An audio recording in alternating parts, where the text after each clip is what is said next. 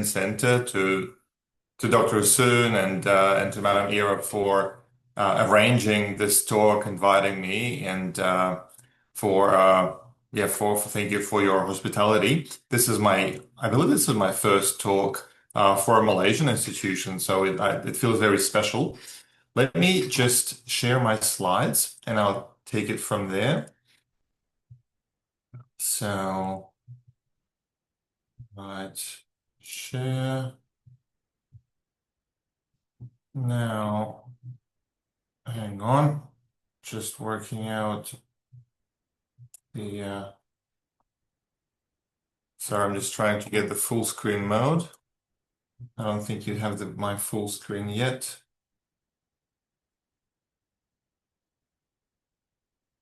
Okay, and I will. So I believe now this should be full screen, right? Yes. For you? It's full. Okay, well, I'll start there then. Many thanks again, and good afternoon, everybody. Very, very happy to be here with you, even though online. So I'll probably start with a just very brief recap of my kind of where I stand. Thanks again, Manamira, for a very kind introduction. And that way you can sort of see where I'm coming from. So I am indeed a lecturer at ANU, but I'm physically based in Japan, in Osaka. I'm speaking from Osaka now. I'm in Osaka in Japan. It's very hot. I'm a visiting associate professor at the 18AUG University, and I work for a dual degree program between ANU and 18AUG. I'm also a visiting fellow at Japan International Cooperation Agency, also known as JICA, where I have worked at the Ogata Sadako Research Institute for Peace and Development as a full-time research fellow, and then now currently I'm a visiting fellow there. So this has also kind of shaped my outlook because I will be talking about Japanese development cooperation. On the one hand, I had this wonderful opportunity to witness, to see from sort of the inside of the practice of Japanese development cooperation, and this was a very unique experience. On the other hand, I also must say that since I'll be speaking about something that I had as a researcher something to do with, I hope that there is no conflict of interest for me, but nonetheless, I should acknowledge that sort of potential kind of conflict of interest there, even though, again, I only represent myself. When I speak now, I'm not representing any organization. I just represent myself. And so, yeah, my research interests, as Vanamira has kindly introduced, have to do with Japan's foreign economic policy, with a particular focus on development cooperation. I'll speak in more detail about what I mean by that, and in general about the political economy of Asia Pacific and Japan's role in Asia Pacific, as well as certain specific fields, such as connectivity, infrastructure, and finance, and also the history, the economic history, political history of modernizations in East Asia and Eurasia. So in a nutshell, what is it that I would like to talk about today? I'll start with the recent sort of developments, recent events, and then move to a kind of more general picture of Japan's aid and its evolution, and then finally focus on some of its framing, which connects to this very long title that I'm proposing here. But the key elements there are that you have both a non-Western element being stressed by the Japanese rhetoric, while also maintaining this Western-friendly posture, right? Non-Western does not mean anyhow anti-Western. So it's a combination. So in a nutshell, we have seen in roughly the past, perhaps 10 years or so, in Japanese diplomatic discourse, Japanese diplomatic rhetoric, and in Japanese activities, the case in point here is JICA, Japan International Cooperation Agency, which works on Japan's aid. We have seen an uptick in a more, stronger, more explicit and direct self-positioning of Japan as a non-Western country or as a country with a non-Western background. And Japan is increasingly stressing its commonality with the global South. So to be more specific, Japan has been very actively emphasizing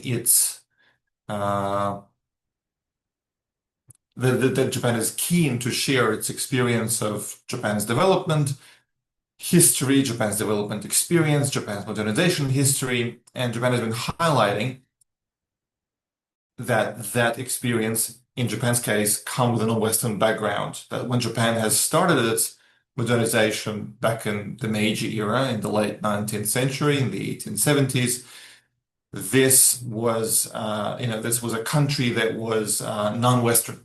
And some scholars would even further stress it and say Japan is the first developing country that has become developed. So this is where Japan sort of seeks to stress its commonality with the global South. Where do we see that? Well, we see that in the evidence of specific programs, such as, for instance, the Development Studies Program that has been established in 2018 within JICA. And that program has very directly kind of emphasized that non-Western background and very clearly systematized Japan's experience, development experience, to share it, while again accompanying that sort of non-Westerness as a position there. And this has to do with another interesting term, which is perhaps a bit more marginal. You don't see it that often in the diplomatic rhetoric, but you can see it within the education programs, degree programs that are sponsored by Japan within JICA's Development Studies program, and that term is Japan-style development studies. So you may think of a discipline of development studies, which is a global discipline, but if you look at that discipline, it rarely, as this discipline evolved in places like the UK, for instance, or elsewhere in the West, in that discipline today, you don't see that much attention paid towards Japan's history of development. And this is where Japan sort of tried to bridge the gap and develop this Nihon Gata Kaihatsugaku, Nihon Hatsu Kaihatsugaku, right? Something that I translate in a nutshell roughly as a Japan-style development studies.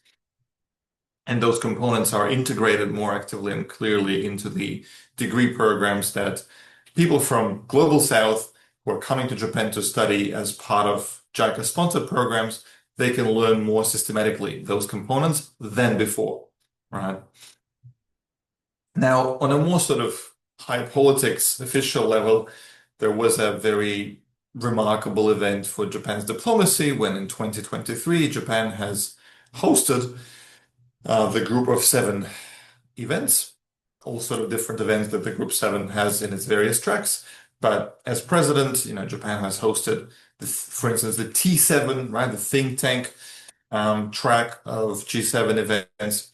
And across that presidency of the G7 Japan has had in 2023, one consistent element that we have seen, by we I mean observers of Japanese foreign policy, is that importance of ties with the Global South.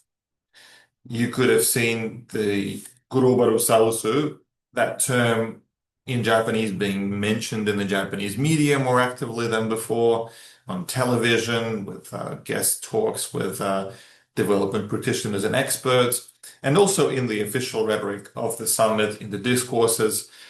And so, on the one hand, there was this importance of ties with the Global South, and this is where Japan brought up the importance of India's presidency of the G20, right? Because the G7 is, of course, a format which only has, well, pretty much Western countries plus Japan, right? Because you have US and Canada, and then the European countries, some of them, UK, France, Italy, Germany, and Japan is the only non-Western but developed member of the G7. So this is where Japan used its position as liminal country. I'm borrowing a term that has been coined by such scholars as Saori Katada and Kei Koga, liminal, a country that sort of is kind of on the boundaries between East and West and tries to harness that position in its diplomacy. So Japan harnessed that liminal position to call for more active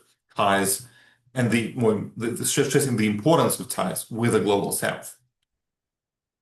Now, if we look at the institutional design, right, because as scholars of foreign policy, diplomacy, politics in general, we can look at the bureaucratic behavior that accompanies one or another policy.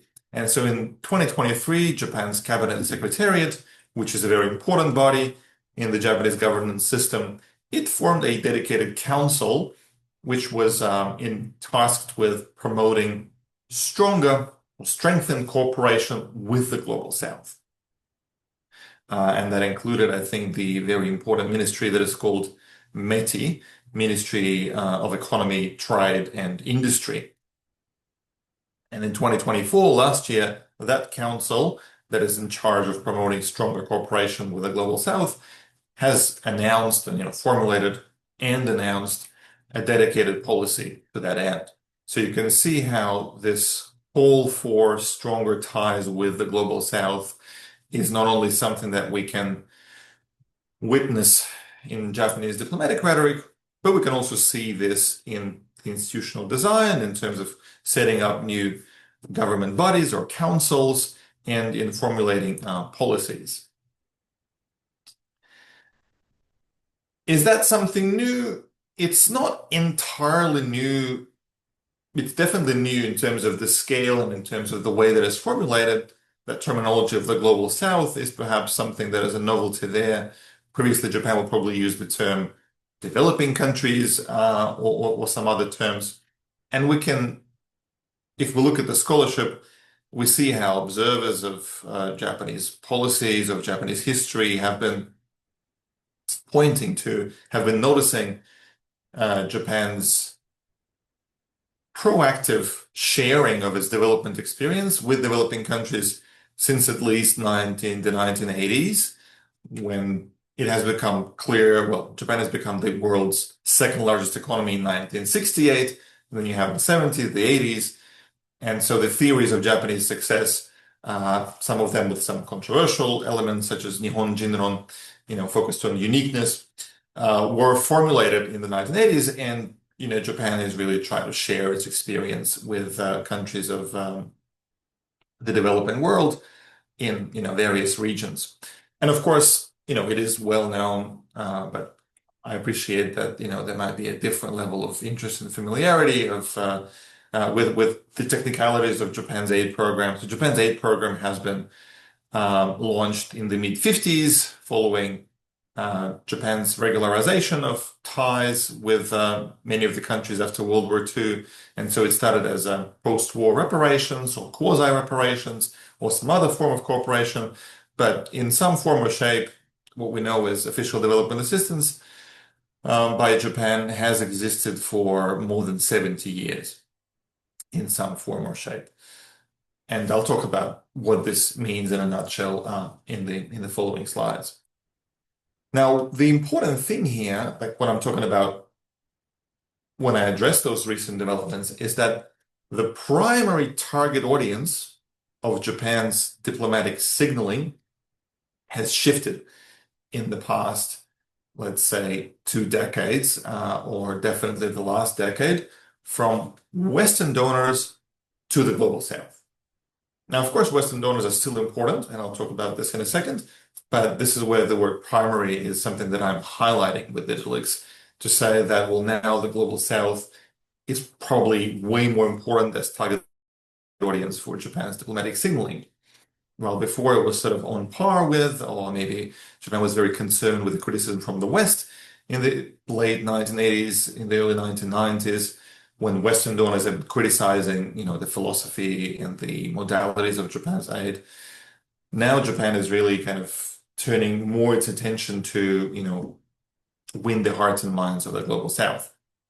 And interestingly, in some of Japan's activities, the rhetoric that we can see is that Japan is interested in increasing the number of people in the Global South who are more knowledgeable of Japan, chi nichiha, and are also, friendlier towards Japan, Japan friendly, shin nichiha. But this does not come at the cost of Japan's ties with the West, with the so-called traditional donors, because Japan, it is still embracing a self-positioning, which is de facto Western friendly. Japan positions itself as a traditional donor.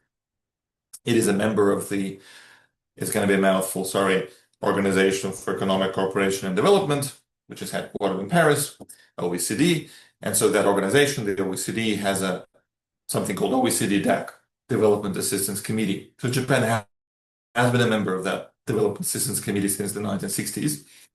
So it is a traditional donor, not an emerging donor, quote unquote, there. And also there is this other concept formulated in Japan, which is Kadai Senshinkoku, which means a country advanced in challenges, meaning that Japan is a kind of developed country that seems to be sometimes kind of a pioneer in encountering the challenges of that post-industrial kind of development. Well, for instance, the demographics, right? The aging patterns that we're seeing in Japan is something that Japan has encountered sort of earlier on, and now we're seeing some of those similar patterns in some other parts of Northeast Asia and elsewhere. And that term has been picked up in the Japanese development community. So again, here you have that sort of existing, continuing positioning of Japan as a country, well, that is also a traditional donor. Although again, there is an asterisk here that about Japan's reaching out to the southern donors, and I'll talk about this a bit later towards the end of my presentation. Now, we do use this term Global South. Of course, it is important to acknowledge, fairly early on that that term is quite all-encompassing. And, some Japanese development practitioners, including high-ranking ones, have acknowledged that term as being fairly vague. And while it is a term that is gaining traction in Japanese official rhetoric, of course, different parts of the Global South might have a different importance or priority for Japan. Of course, this is where, as we will see from the following slides, but also something that I'm sure, the audience is well aware of, Southeast Asia has been the most important member of the Global South. Again, depends on the parts of South Asia. In Southeast Asia, some of them position themselves as a Global South, some of them don't. But I think Southeast Asia has been the priority partner of Japan in Asia in terms of development cooperation, perhaps more so than some other countries. Although, again, there have been some recent developments that I will talk about in a second. So when we talk about Japan's official development assistance, also known as ODA, and I'm putting a slash here and I'm using the term development cooperation. This is the term that is increasingly preferred in Japan. Japan has been promoting that sort of more indigenous term. I'll talk about later why. So when we talk about that phenomenon, that activity, why do we care about this and what is this about? Well, this matters in terms of power relations because Japan is a major global donor. It was an international aid power. It was a top global donor in the 1990s. I think since then, Japan has sort of hovered somewhere in, the top 3, top 5. Foreign aid is a major primary diplomatic instrument for Japan. Japan is quite unique because of its pacifist constitution, and that has indirectly increased the weight of foreign aid as Japan's, as something that Japan uses as a tool in its foreign policy. So if we think of it in terms of scale, the budget, the ODA disbursement for Japan was roughly just under under 20 billion of US dollars, 19.6 in 2023. Then it has slightly decreased in 2024. Well, not slightly, significantly, but the important thing in that decrease, about that decrease, is that it has to do with foreign currency conversion, foreign exchange rates, because the Japanese aid budget is denominated in Japanese yen, and the yen rate has really gone down, as you may have been following in the past few years. So if we convert it into dollars, it seems to be a smaller figure year on year. However, again, that decrease has largely to do with the foreign currency exchange, not with the actual volume of Japan's aid. It remains a key important instrument for Japan. Now, in this presentation's title, I did mention the term geoeconomics. So when we hear the word aid, we think, well, that's something charitable. This is a kind of this activity. Why am I framing this in terms of geoeconomics? Well, this has to do with the fact that Japan's aid is not only a foreign policy tool, but also it's something that is integrated in Japan's broader foreign economic activities, such as trade and investment. And in the 1980s, Japan has been formulating, has been framing, or perhaps some scholars have been conceptualizing Japan's approach as a trinity of aid, trade, and investment. Sanmi Ittai, I think is the Japanese rendition of that term. Now, some scholars such as Wang Muyun have convincingly argued that China has been embracing a similar approach. I don't really speak Mandarin much, but I think it's San Yee or something like that. Maybe I didn't get the terms right, but China has been embracing its approach in its policy. By approach, I mean the trinity of aid, trade, and investment. And also, there have been, observations by scholars in the past few years that approach seems to be re-emerging in Japan more explicitly, although I'll put a question mark there. So when we talk about aid, it's not just aid we're talking about. We're talking about its connections with trade and investment. And also, I will talk more about the term development cooperation, which is the term that Japan has been using increasingly. And development cooperation, as opposed to aid, emphasizes that it's a mutual cooperation. There is kind of more, it's not a charity where you have a clearly stronger power doing some charity to recipients, but it's partner countries who are mutually benefiting from that exchange, whether it's a concessional loan or something else. So I would like to point out roughly three focal points that have consistently characterized Japan's approach to ODA, and that is a regional focus on Asia. I'll provide more details later. A sectoral focus on infrastructure, building infrastructure, industrial infrastructure, transport infrastructure, but also social infrastructure, schools and hospitals, etc. And the type focus, the focus on the modality of loans, concessional lending, so soft loans, right? Japan as lender of aid loans, yen loans that come at very favorable rates, concessional rates, low rates for the borrower. Now, Japan does do, of course, grants and technical cooperation and assistance. For instance, I mentioned Japan's sharing of its experience, development experience. This is a part of Japan's technical cooperation.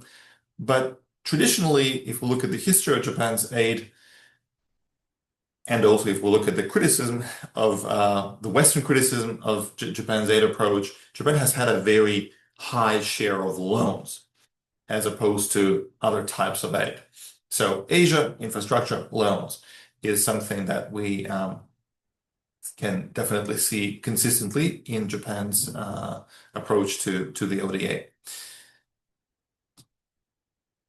In terms of philosophy, Japanese development practitioners clearly emphasize industrial takeoff as something that is an important goal for countries to pursue, state building, but also industrial takeoff. And this is why you have that importance of loans, because industrial takeoff means that there is a need. If you want to develop a country, you need capital intensive infrastructure. Well, where do you get the money? Because it is capital intensive, you need to borrow money. Grants won't cover that, so you need to borrow money and then repay it. And so that focus is kind of something that has been more preferred by Japan than budgetary support or some other measures. Now, if we look at the discourse, if we look at the Japanese terminology that has been promoted and embraced, we do, of course, see the term ODA, right? You can even see it in the Japanese language. So you would see, the Japanese characters, whether it's hiragana, katakana, or kanji, and then ODA would be featured in, the Latin script, the Roman script, ODA. So this is that the usage of that term continues, but it is an OECD term. It is the term of the Organization of Economic Cooperation and Development, again, headquartered in Paris. So it's an organization which initially has been very kind of Western centric, perhaps in some way remains that way because the only two members of the OECD DAC that are non-Western are Japan and Korea. Those are the two only East Asian countries there. But increasingly over the past, again, those 10, 15 years, we do see a more active usage of the term that are called indigenous, so to say. So this is the term that Japan itself prefers, that the Japanese practitioners prefer, and that term is development cooperation, kaihatsu kyoryuku. So cooperation, right? You don't see the word aid there. This is a direct translation. And that cooperation indicates a sort of more or less, but more equal, less hierarchical partnership, or at least claims that it is that kind of partnership, as opposed to aid, where you have a clear sort of, top-down kind of charitable situation. Now let's look at some historical dynamics of Japan's ODA. When I talk about the regional focus on Asia, this is something that you can consistently see. I'm not including the statistics from the 1950s, 60s, 70s, but you have a similar pattern. Asia has been consistently ranking very high. So if you look at this chart here, the yellow bar is the share of Asia in Japan's net ODA. Those figures are from the OECD statistics. So you see how Africa is the orange bar. It's sort of the next most important region. But if we look at all of Asia in the 1980s, so this is the late Cold War era, you see how consistently high Asia has been ranking. Now let's look at the following decades. Well, we see the continuation of roughly the same pattern. That yellow bar, sort of, what is it, orange, salmon, canary maybe. Canary is the better color description here. That canary term is still clearly seen in the 1990s, in the 2000s, in the 2010s, and in the current decade, in the 2020s. Asia still is a regional focus of Japan's ODA, even though that ODA does have a global presence. Other regions are there, but relatively it is Asia, followed by Africa, and then other sub-regions. Regions. Now, let's try to sort of see closer in more details how different Asian sub-regions rank vis-a-vis each other in that picture. And so, sorry, this is a bit of a messy chart I can appreciate this, the font is a little bit small, but I'm trying to include here the really kind of big picture from the 1960 until 2023. So here, if you look at the purple line, right, the purple line corresponds to Southern and Central Asia, and the blue line corresponds to Far East Asia.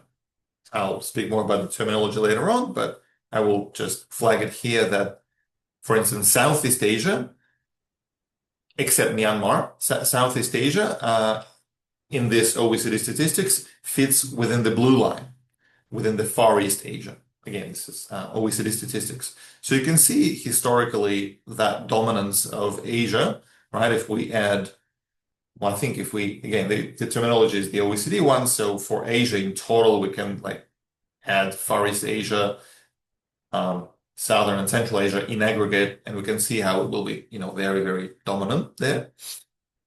But another important term that I would like to talk about is that you can see how starting from the roughly the year 1999 to onwards, the share of Far East Asia starts significantly dropping and then re-emerging a little bit from about 2018, right? While the share of Southern and Central Asia is, while being important, is kind of second to Far East Asia up until roughly the 2007, 2008. And from then on, the share of Southern and Central Asia starts really going up. So what's happening there? Let's look at that. Now, as I mentioned, Far East Asia basically means the aggregate of Northeast Asia and Southeast Asia. Oh, sorry. Hello. Um, hello. I think somebody's. Do you have a question?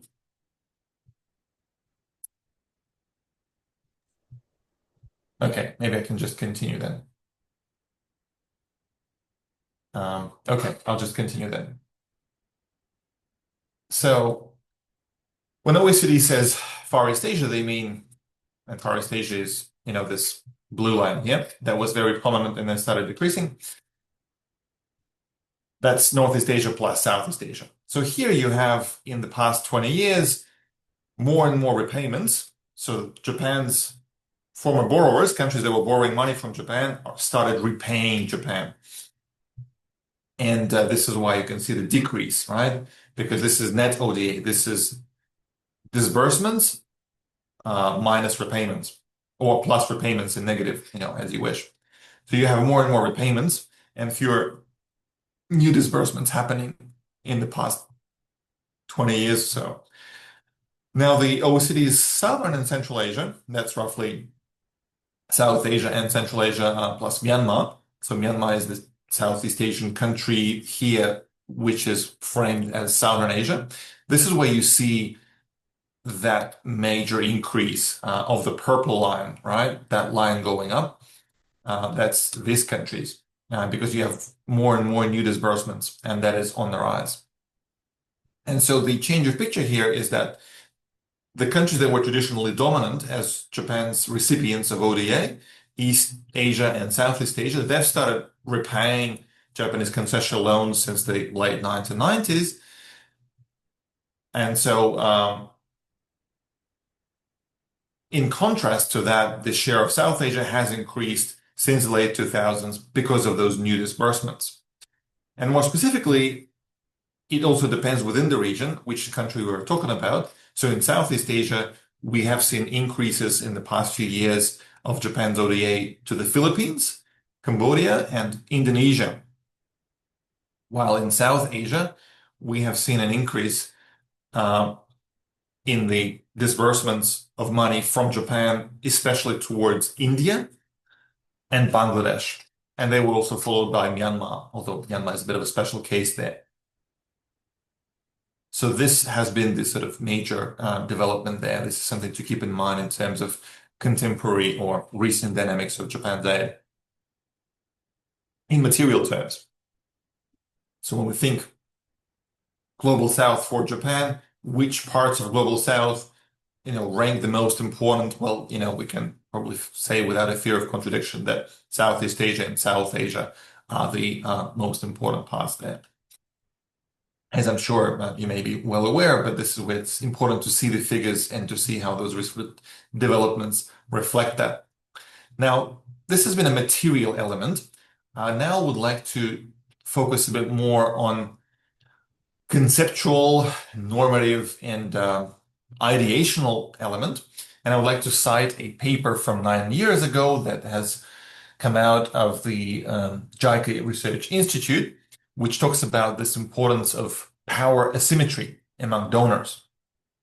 So I'm quoting a paper here, this paper by Shiga Hiroaki, a very prominent expert on Japan's aid and a practitioner as well, co-authored with another prominent expert, Sakiko Fukuda Par. That paper argued that, like the norms of Southern donors, many of core norms of Japanese aid lie outside of the consensus DAC paradigm. Remember DAC? I've just mentioned it before. So this is the Development Assistance Committee of the OECD. These are your traditional donors. These are mostly, roughly Western countries. So many of the core norms, according to this paper, many of the core norms of Japanese aid lie outside of that consensus paradigm, but they also overlap with the norms of South-South cooperation. So when we talk about that sort of non-Westernness, we can also see an indirect overlap there. And then again, I keep quoting Shiga and Fukuda Par here from 2016, the paper from the JICA Research Institute. They argue that the normative framing of Southern donors and Japan contrasts with that of the DAC donors, the traditional donors, particularly in attempting to neutralize the power asymmetry that usually characterizes the donor-recipient relationships, right? So this means that usually when you have a donor, provider of aid, and a recipient, in that sort of traditional aid paradigm, this is an asymmetrical power relationship with clearly the donor having most of the power. And this is something that, at least in the normative framing, Japan and Southern donors seek to neutralize, and that's what they have in common, and that is a contrast with the traditional donors. At the same time, you have a certain difference between Southern donors and Japan, according to Shiga and Fukuda Par, and that is that while Southern donors are seeking to create a relationship of solidarity, Japan very consistently over the years has sought to create a cooperative relationship that would be necessary for mutually beneficial economic ties of trade and investment, right? So I'm underlining this here because just before a few slides ago, I've mentioned this concept of trinity of aid, trade, and investment. And this is something that is either directly or indirectly present in Japan's approach. And so we see how that is something that Japan has been consistently emphasizing as a cooperative relationship necessary for those mutually beneficial economic ties. And both of those approaches, whether it's the Japanese approach or the Southern approach, contrast with the charitable relationship that is created by North-South aid. And those values or norms, they do shape policy approaches that we see in practical aid models, according to Shiga and Fukuda Par. Now, if we look at the Japanese doctrinal documents or policy documents, conceptual documents that formulate principles embraced in aid, and the key document there is the Development Cooperation Charter that I'll talk about in the next few minutes. That charter in 2023, just 2 years ago, clearly acknowledged South-South cooperation, which it also did in some of the past revisions, not in the most recent one, not in the preceding one, not 10 years ago, but they did it in 2003. Now, when we talk about this asymmetry, I'm trying to use a metaphor of an asymptote. So when you look at this chart, please rest assured that I didn't use any math, like zero number crunching went into this chart. This is purely a symbol, right? When I use the term asymptote, I'm saying that asymptote is something that reflects that even though Japan tries to seek this mutually beneficial cooperative relationship as a donor, that ideal of power symmetry perhaps remains an ideal. It tries to get close to it, but I wonder if that is an achievable goal in practice. While, in the North-South, in the case of the North-South traditional Western, DAC members, you have this sort of clear-cut asymmetry, right? So asymmetry versus symmetry, I think in a nutshell, there is an asymptote of, the power symmetry is an asymptote that is probably will be hard to achieve and reach in practice, but maybe aspirationally, this is something that guides Japan's aid. Now, another point before I get to the to some comments on Japan's doctrinal documents and policy documents, another comment that I would like to make is about Japan's value-based diplomacy, value-oriented rhetoric in Japan's discourses, and pragmatism, because it also has to do with that uptick in approaches towards the global south. On the one hand, you do see a certain embrace of value rhetoric in foreign policy concepts that many of you would have heard about, such as the free and open Indo-Pacific vision, 自由で開かれた Indo-太平洋構想. This is a term that has been embraced by the second cabinet of Shinzo Abe, and also, as I'll speak later on, you had some presence of value-oriented rhetoric in previous administrations, because that in the earlier periods, in the premiership of Koizumi Junichiro, who was prime minister in 2001, 2005, and in the first Abe premiership, which was 2005 to 2006. Sorry, let me correct myself there. The first Abe premiership was 2006 to 2007, and Koizumi was prime minister between 2001 to 2006. Sorry, it's my mistake in this bullet point. So this is when you also could see a certain appeal to and certain usage of value-oriented rhetoric, value-based diplomacy, kachikan gaiko, in Japan's diplomacy. And values here, they would be talking about, appealing to certain lofty ideals such as freedom and other terms. And you can see some of the wording in a more technical documents, such as the statements from the governors of the European Bank for Reconstruction and Development. So that bank is a multilateral development bank that has governors from different countries, including Japan. It's a European bank, but Japan has been a donor of that bank for a while. And so in 2003 and 2005, you've had statements by Japanese governors of that multilateral development bank, who did use a similar terminology to free and open something or other.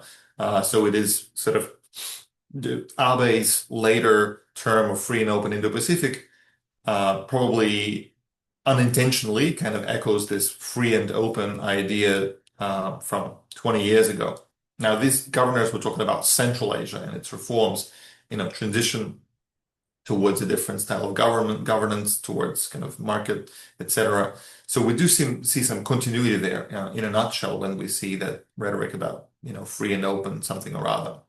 But most importantly, something that I would like to emphasize is that it's a terminology, it's a rhetoric that is often coupled with pragmatism when it comes to Japan. So Japan embraces pragmatism when it talks about values. And you can see that in an interesting variation of that term that I've encountered in 2020, when a high-ranking official of JICA used the term universal values flexibly defined, 柔軟に定義された普遍的価値, right? So they are universal values, meaning that they are shared by different countries, but they are flexibly defined. And so this leaves space for interpretation and for Japan's kind of softer approach to countries with diverse systems. But also we can see a usage of this term of free and open when it comes to, for instance, Uzbekistan. In 2020, Japanese rhetoric used the term free and open development. So this is not restricted to the Indo-Pacific, right? Because Uzbekistan would be a Central Asian country, while the Indo-Pacific usually refers to Northeast Asia, Southeast Asia, Oceania, and maybe, well, not maybe, definitely South Asia, and sometimes all the way up to East Africa. And also there was this interesting term of free and open international order that was also used in Japanese rhetoric. So this is something that, in a nutshell, is important for Japan, because on the one hand, Japan indicates its commonality with Western countries, for whom that are usually much more clear-cut in promoting value rhetoric. But on the other hand, Japan also is differentiating itself in terms of being more flexible and kind of softer and pragmatic than Western countries, when it comes to the sheer diversity of various countries in the global south. Now, perhaps the last section that I'd like to focus before wrapping up is something called Japan's Development Cooperation Charter. This is a kind of not doctrinal document, maybe it's better to call it a kind of a set of principles, a set of very general kind of principles of guidelines where Japan expresses its key principles in its implementation of foreign aid, of official development assistance. Now, there have been four revisions. Sorry, there have been four versions of that document, including three revisions in the past 2 decades. Initially, the inaugural document was published by Japan in 1992. This was the sort of heyday of, on the one hand, kind of peak Japan. This is Japan is still the world's second largest economy, very active in promoting certain paradigms. This is just before the publication of the report East Asian Economic Miracle by the East Asian Miracle by the World Bank. That report's publication has been promoted by Japan. And so this is also the time when Japan has been facing a lot of criticism from Western donors regarding Japan's aid being very pragmatic, very commercial, very mercantile, very reliant on loans and infrastructure, as opposed to more kind of charitable mechanisms that the Western donors would promote or claim to promote. And so this is when Japan publishes ODA Charter, and that is the context for that charter. In 2003, this charter gets revised. Now, both in 1992 and in 2003, this charter was called ODA Charter or ODA Daiko. Later, in 2015, there is a revision of that charter, and this is when the title changes to Development Cooperation Charter.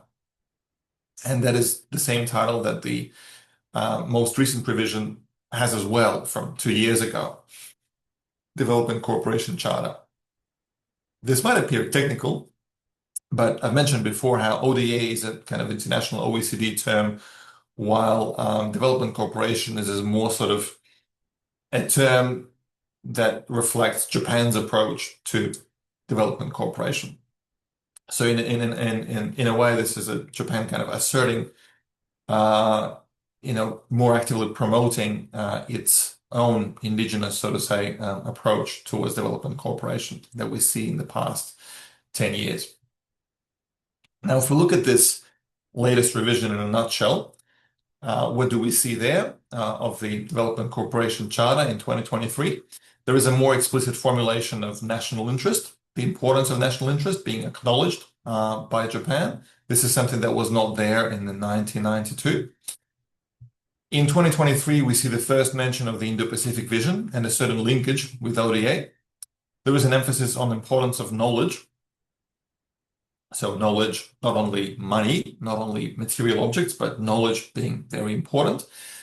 There is also a much more frequent mentioning of the concept that is known as the human security concept.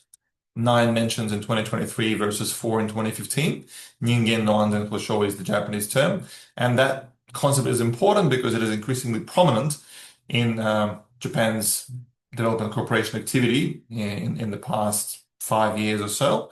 It has been acknowledged as one of 2 key pillars of JICA's activity, the other one being quality growth. Now, the charter also supported the cooperation, so the idea of cooperation between, southern countries, South-South cooperation. So again, here I would like to remind of the previous slides that talked about normative framing and the commonality, or at least, projected commonality, asserted commonality between Japan's approach and the approach of Southern donors. So here we see that sort of importance of South-South cooperation that Japan supports. Another new feature was in that charter was this acknowledgement of offer type aid. And this is a way of sort of relaxing a previously dominant principle of Yosei Shugi, which meant Japan's aid is request-based. Unless a recipient country wants, or rather, unless it requests aid, Japan will not sort of try to, promoted as Japan's own initiative. But here Japan said that, well, look, in some cases we might introduce some types of aid that will actually be offer type. So there will be some offers. So not 100% will be request based. Now, this is a sort of bit of a gray area in the sense that it's tricky sometimes to say where there is a request or whether there is an awareness of a possibility of supply, and therefore the request comes from, being aware of something is on offer or something is available. But at least you have that sort of clear formulation of something that has been there more tacit before, but now it's more open. There will be more offer type aid provided by Japan. And something that this charter did not contain, even though in that same year, in 2023, it's an approach, it's a term that has been very widely discussed and debated, and that is the term official security assistance, 政府安全保障能力強化支援. We can indirectly translate, sorry, we can, not indirectly, we can literally, like the official security assistance is the term that is used by Japan officially. But if we try to use the kind of literal translation of the Japanese term, we will see kind of noryoku kyoka, and that means strengthening the capability, right? So it's kind of capacity building of sorts. That is what you can see in the Japanese term there. Now, this is something that has been discussed and promoted by Japanese diplomacy in general in 2023, but did not make it to the Charter's text. And I think that is an interesting development there. Okay, so I think I'm nearing the end of my presentation. I think I have about 5 minutes left. So I'll probably jump to my concluding remarks, and perhaps we can discuss the rest of the presentation during the Q&A if you have any questions.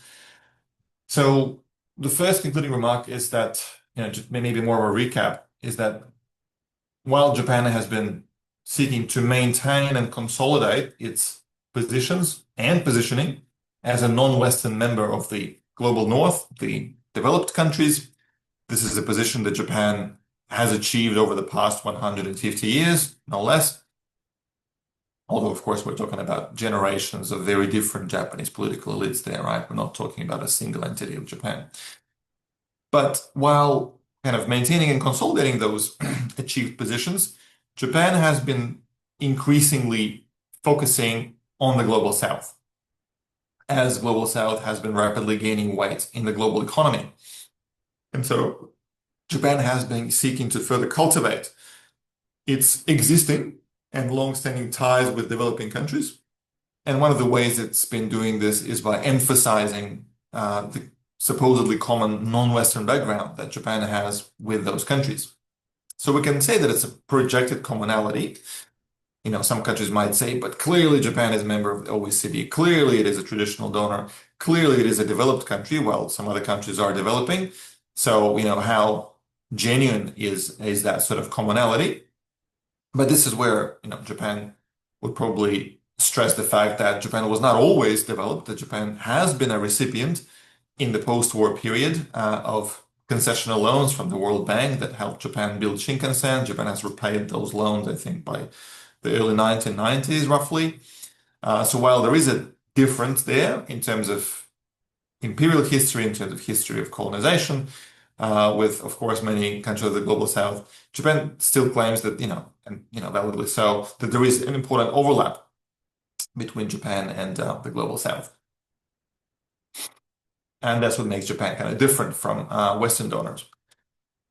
Now, that focus is, a part of a broader trend in Japan's development cooperation and developmental diplomacy, because over the past 20 years or so, in the 21st century, past quarter century, Japan's primary target audience, as I've mentioned before, has shifted from Western donors, whose recognition Japan has been seeking during the Cold War and its aftermath, to the countries of global South. All right, so both are target audiences, but it is the global South that is increasingly the primary target audience there. Another important feature there is the nature of competitive and contested donor landscape, because the position of so-called emerging donors, including China, but also other countries, has strengthened And also you have countries like Korea that have emerged. They are part of the OECD, but they also have that sort of commonality with the global South as, former um, a country that share a lot in terms of, having had a history of colonial past, having had a history of being a recipient.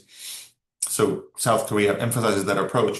And in that context, Japan's position is increasingly contested in the supply of aid.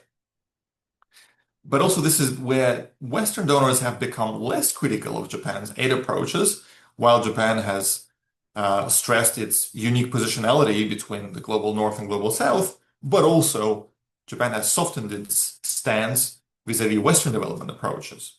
Previously, in the 1990s, you could see a more sort of direct or maybe more what's the word, assertive approach by Japan of East Asian development models. So that approach has been somewhat softened, I would say. It didn't disappear. It remained there, but it's a softer stance now. Also, aside from rhetoric, it's not just words we're talking about. We're talking about a whole array of, a raft of changes in Japan's government institutional design. Now, there have been broader developments about which I didn't talk, that I didn't address, but I did mention that when it comes to the Global South, there has been a dedicated council set up at the level of the cabinet secretariat that is in charge of strengthening ties with the Global South. And Japan has become more proactive and articulate in asserting its national interests in general, but also including in development cooperation in particular. Hang on. Yep. And the final point that I would like to make, which is more sort of forward-looking. This is kind of a future-oriented, forward-looking statement. So I'm usually very conservative when it comes to forecasts.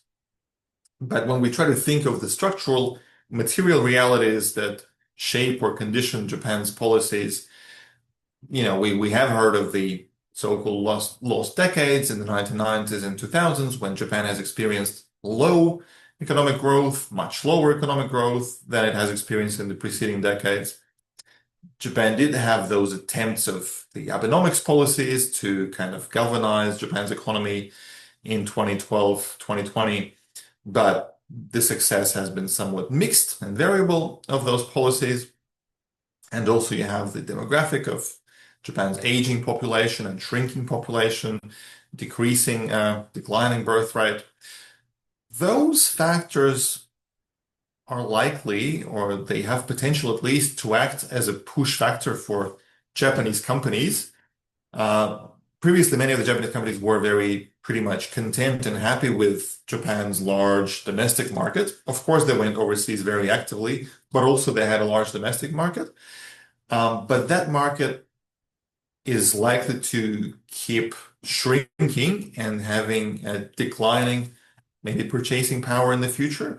And this is probably very likely to result in, squeezing out, acting as a push factor for many Japanese companies to go out and seek overseas markets. Of course, they've done that before, but they're likely to be doing this more actively in the future. This has already happened with infrastructure exports in the 2010s.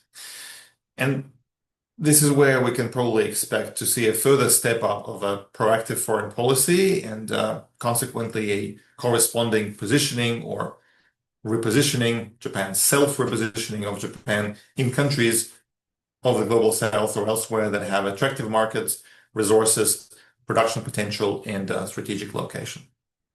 I think I'll end there. I'll close the talk there, and I would be very happy to take any questions if there are any.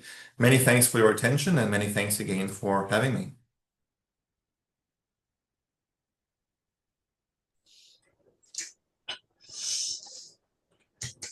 All right. So thank you, Dr. Nikolai, for your insightful presentation on Japan's economic and also economic diplomacy and development cooperation. Okay. Now we open for question. Any questions?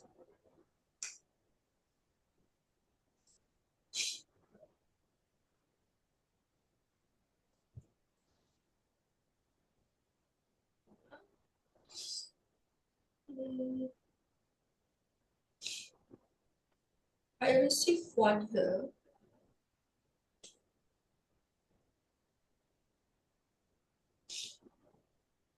Okay, Dr. Nagla. There's one question here. Considering Japan's demographic decline and the pressures of the domestic economic stagnation, how do you see the sustainability of Japan's geo-economic influence over the longer term?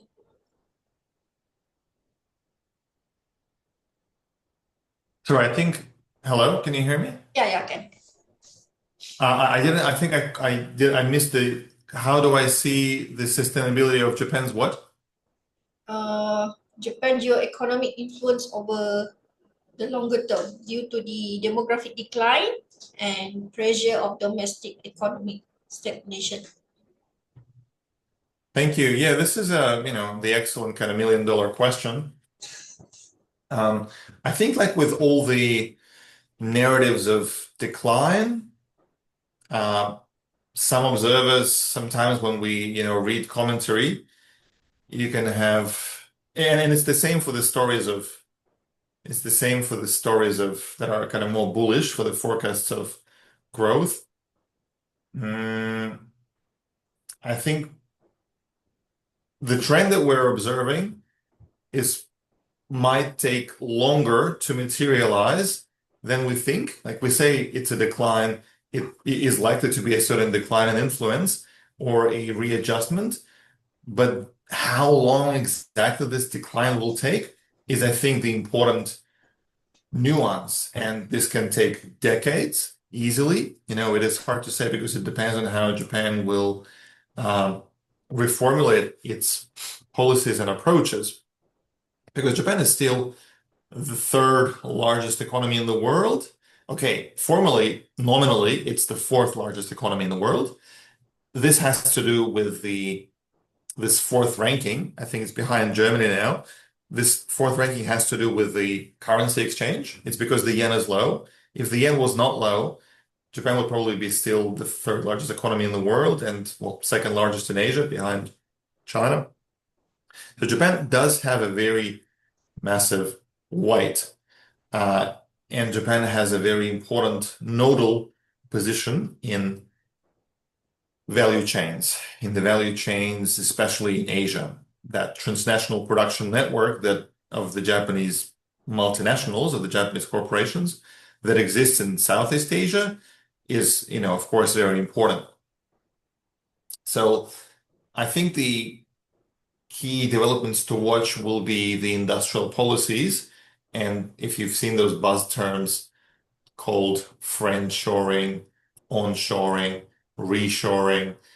How will Japan be dealing with and adjusting to those terms? And also how Japan will be tackling its immigration policy. I think you have sort of kind of big questions there.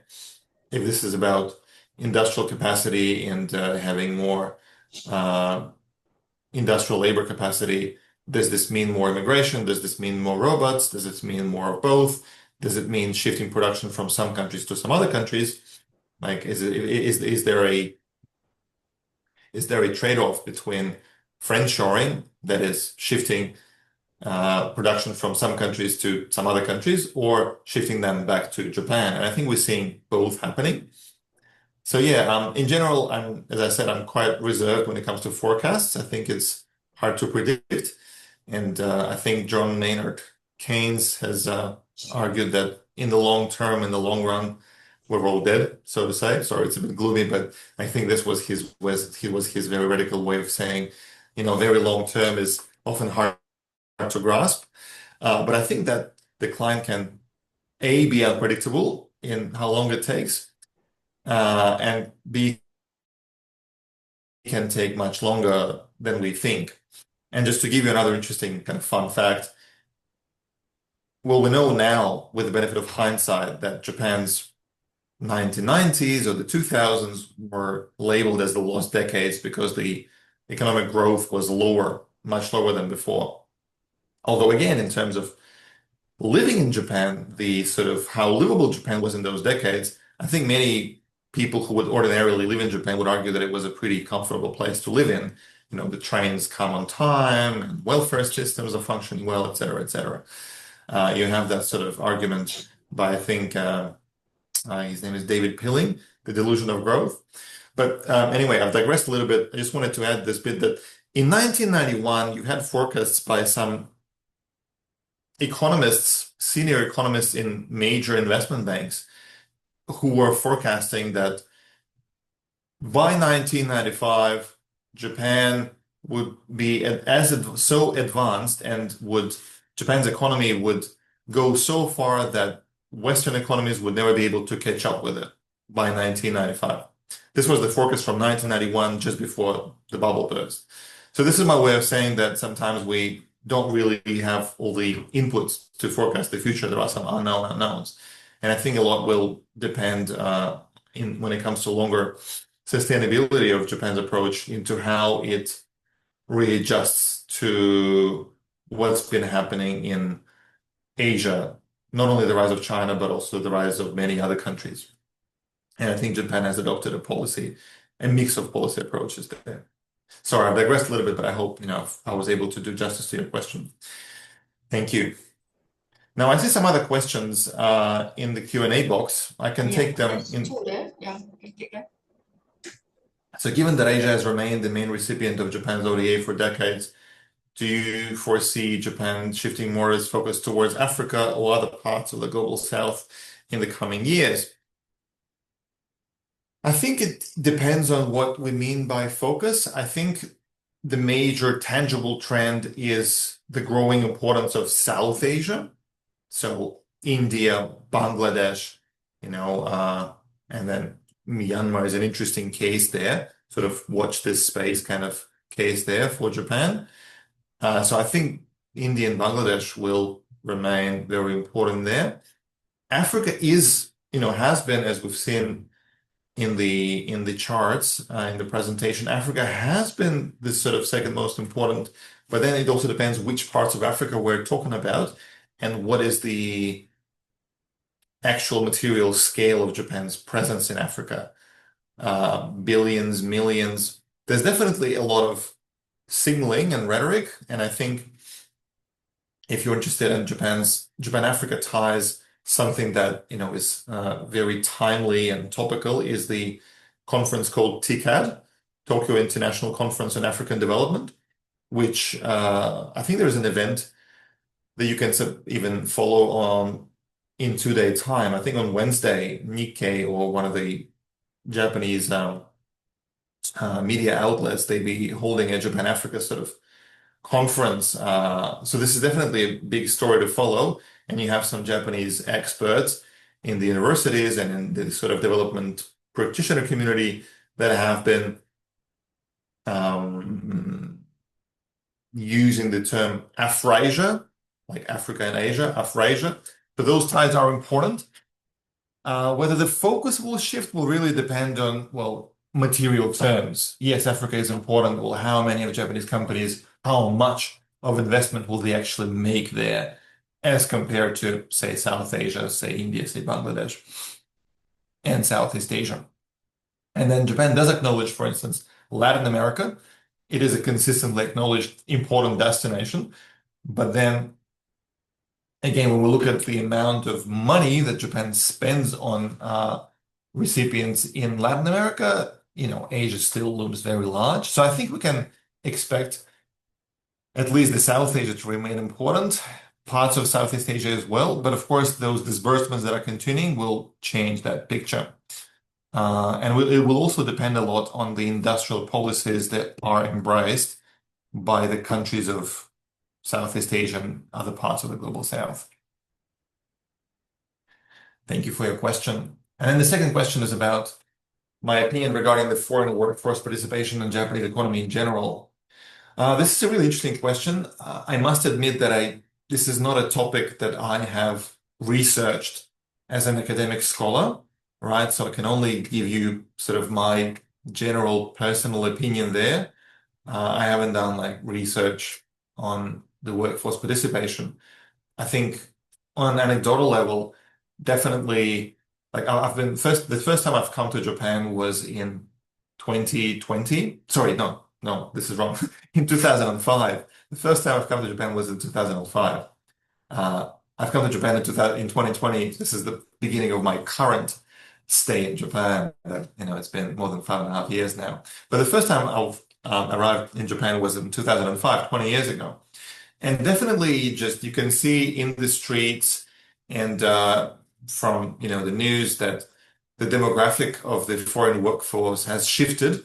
I think there is, while you've had 20 years ago, you've had a larger amount of foreign workforce coming from, say, East Asian countries, China, South Korea, Taiwan.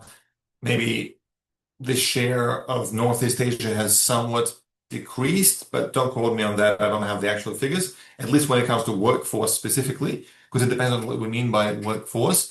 Is this, corporate expats? Is this people setting up businesses, or is this people working, at factories? But we definitely, I think it's pretty palpable that we can see an increasing number of foreign workforce coming from South Asia and parts of Southeast Asia. So, for instance, Bangladesh, Nepal, India. I think there definitely has been an increase in the foreign workforce coming from these countries.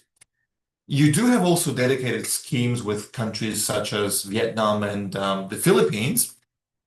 If you follow it has been a sort of tricky, delicate topic in Japan because you have those trainee schemes with Vietnam, with the Philippines, where you've had trainees coming from, Vietnam and the Philippines to undergo a training program. But then some companies in Japan, reportedly, according to the media and, according to the criticism, some of the companies in Japan have been rather, using those people not so much as trainees, but as sort of, kind of low paid labor force. And this has been criticized, and I think the government in Japan has tried to make adjustments to make sure the compliance is properly respected. If trainees have to be trainees rather than anything else. So I think this is definitely something that will be a very important topic because of precisely the structural changes that the Japanese economy is going through.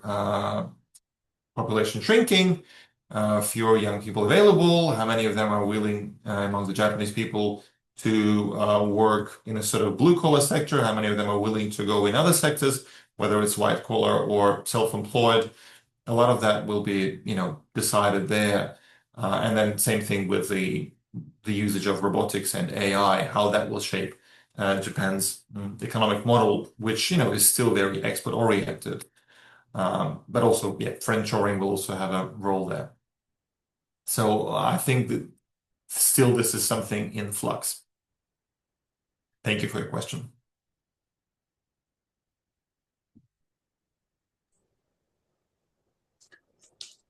Thank you. Is there any other question?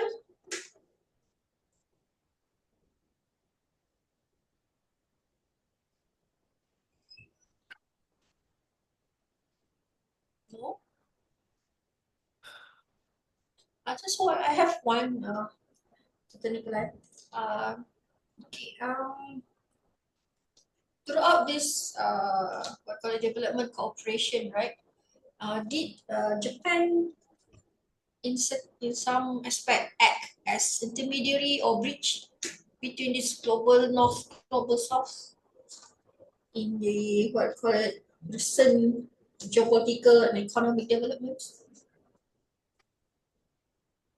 Yeah, this is an interesting sort of question, whether it has acted as an intermediary. Definitely, during the G7 presidency in 2023, this is what has been promoted as a, major approach that Japan can bridge those countries, and in so many ways it tries to act as a sort of liminal country because it is in G7, it is among the traditional donors and OECD DAC, but also Japan, of course, has that long-established Global South connection.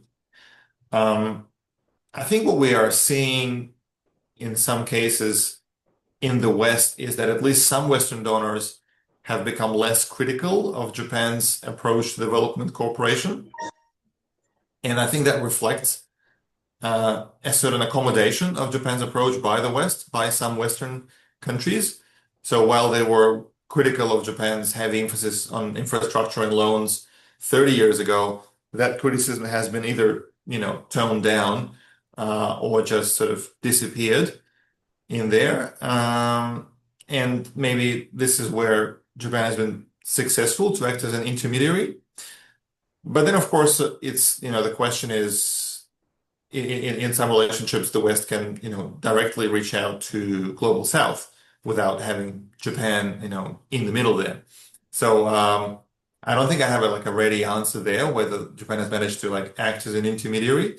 Definitely as a sort of because many other countries also would claim that position. I'm thinking of, for instance, China or of South Korea, uh, or maybe of India as well, even though India, either like China and India, they do try to position themselves as sort of very prominent in the global south. Both are formally, nominally developing countries, unlike Japan and South Korea.